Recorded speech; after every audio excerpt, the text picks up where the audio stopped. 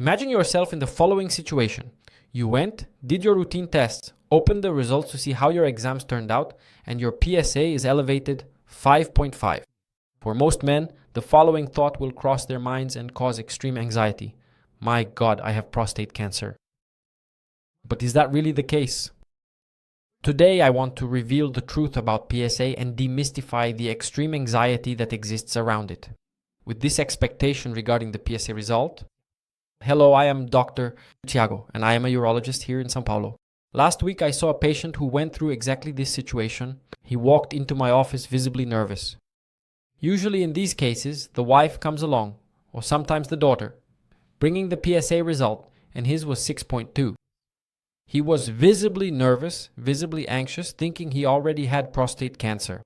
And that's why I decided to record this video, to demystify and reveal everything you need to know about PSA.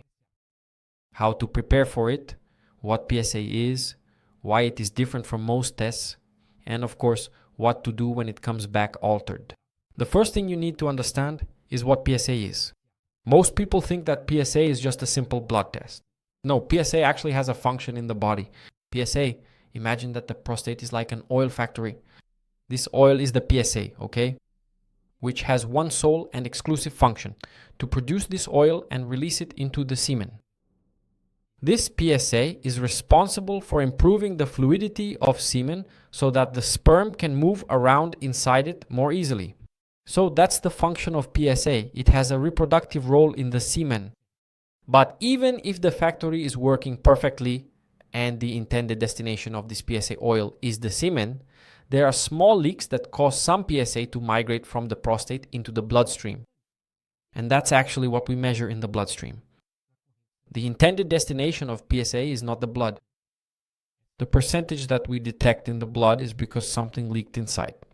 Therefore, anything that goes wrong in this factory can cause the PSA to divert from its normal path. If this leakage increases, for example, due to inflammation that raises the pressure in the prostate, it makes it easier for PSA to pass into the bloodstream.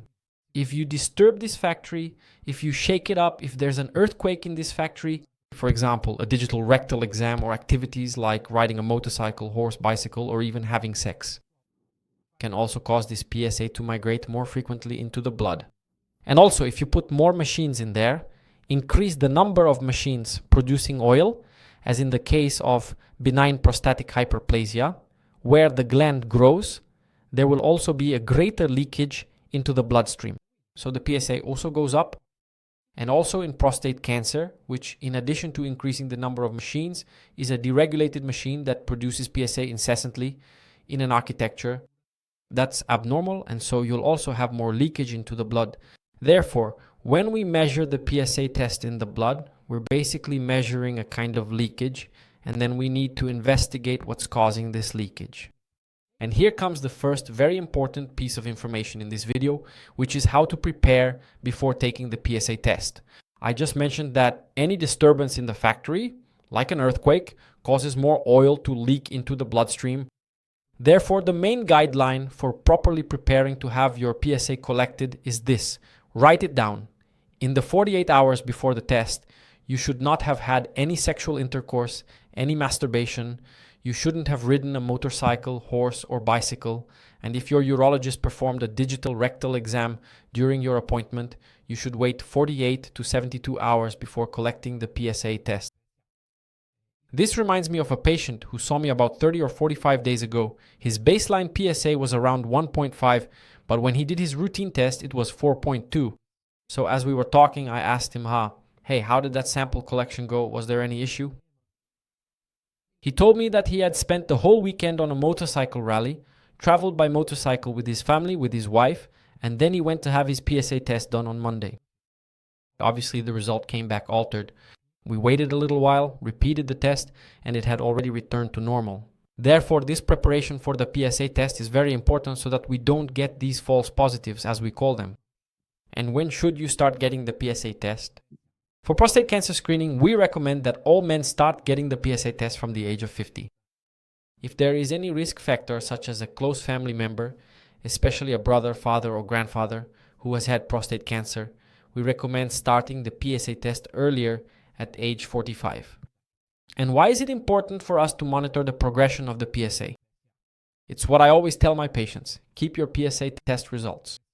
Why? Because many times, remember I said that PSA measures a kind of leakage. So sometimes your factory already leaks a bit more without any problem. It's just a characteristic of your prostate. And then you have a PSA value that's a little higher than average. Therefore, sometimes you have a patient whose PSA last year was 0.8. We come in for routine tests and do a new PSA. This PSA comes back as 2.2, for example. We've had an increase from 0.8 to 2 in 1 year. If the sample was collected with proper preparation and we repeat the PSA and continue monitoring, we might need to investigate this PSA that has increased, even though it's still within the normal range. Because if his baseline was low and this leakage started to increase, we need to find out why. That's different, for example, from a patient who has had a PSA of 4.2, 4.5 for several years, and we've already investigated. We've seen that there's nothing wrong, and he's been stable for several years.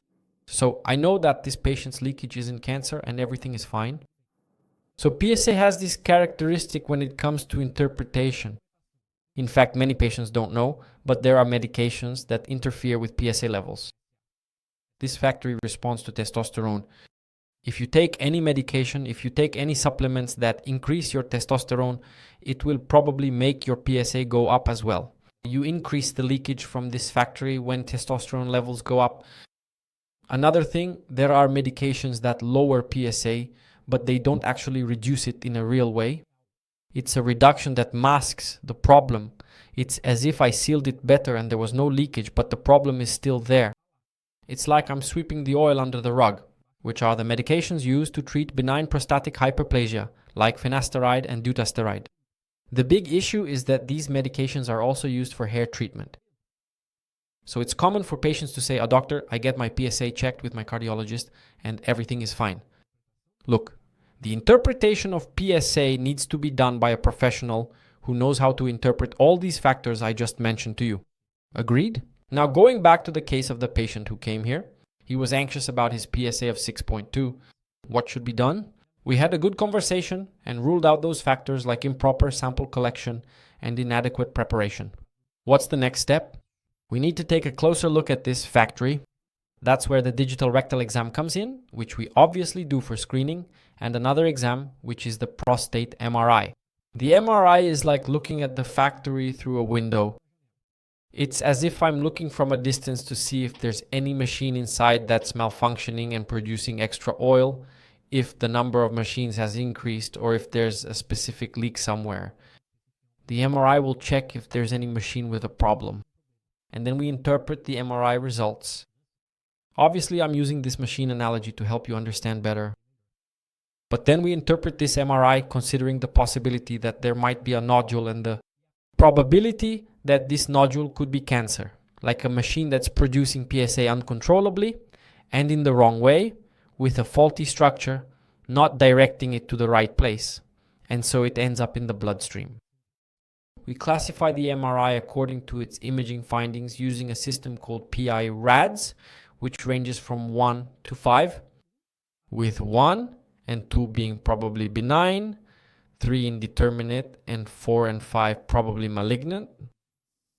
So, if the comprehensive MRI examination ultimately comes back with a concerning PI-RADS score of 3, or even a more significant 4, or indeed a very high 5, then we really do need to promptly remove that potentially faulty machine and take a much closer, more detailed look at it.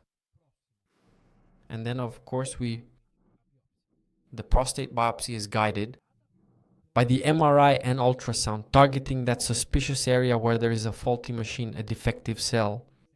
And then, in addition to sampling the defective area, we also take the opportunity to sample the entire factory. So, yes, the biopsy will tell us whether that suspicious area seen on the MRI is actually prostate cancer or not. And now comes a very important piece of information in this video, because I mentioned the steps we take to make the final diagnosis of prostate cancer, but you might be thinking, okay, so does that mean a high PSA can actually be prostate cancer? It can, but now I want you to pay attention to this table I'm going to show you.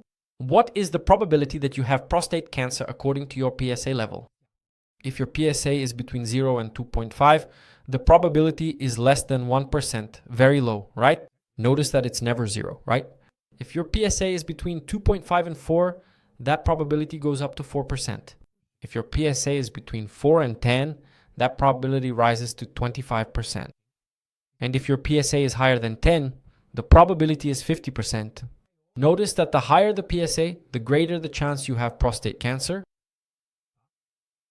But now I'm going to explain it a little differently. For patients with PSA between 4 and 10, there is a 75% chance that it is not prostate cancer. See how just the way I said it to you completely changes the perspective? So, in most cases, with elevated PSAs between 4 and 10, the probability of it not being cancer is higher than the probability of it being cancer. I'm not saying we shouldn't investigate. Yes, we should investigate, but without anxiety, taking everything at its own pace, doing the MRI and the biopsy, without suffering in advance and without jumping to conclusions. And this is what I tell my patients. If we find prostate cancer, obviously we would prefer that this doesn't happen, but if we detect it early, the chance of a cure is extremely high in the initial stage of the disease, above 90%. And before we finish, I want to talk about some very important myths regarding PSA. The first one is that an elevated PSA equals prostate cancer. I spent a video clarifying this, so you already understand that this is a myth. An elevated PSA means further investigation. Got it? Second myth, I need to lower my PSA at all costs. This is very, very common among patients. They think they need to lower their PSA value. PSA indicates that leakage I just explained to you. If you went there, investigated, did the biopsy, and it's not cancer, then everything is fine. This indicates that it's a leakage that won't cause any more serious problems for you. We don't need to lower the PSA.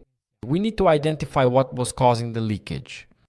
If it's nothing serious, that's fine. Let's treat it and keep monitoring. Got it? PSA itself is not the problem. It can indicate a problem. Third myth, if my PSA is normal, I don't need to worry. I explained at the beginning of the video that often the trend of the PSA, its progression, can be even more important than a single isolated value. And that's why I said the person who needs to correctly interpret your PSA value is a urologist who is qualified and trained for this. We know all these factors that can affect the PSA value, and we make this probability calculation in our heads right there during the consultation. Therefore, a normal PSA doesn't necessarily mean everything is fine. Got it? So, the message I want to get across is this. PSA is a very important ally in prostate cancer screening. It's like an alarm system. It can often go off for silly reasons, like a cat or some little animal passing by the window. But sometimes it can actually indicate that there's a real intruder. So if it goes up, if it goes off, let's check it out and see what it is. Other than that, I hope you enjoyed this video. Comment down below when you started getting your PSA tested. I want to know. Don't forget to like the video, subscribe to the channel, and see you in the next video.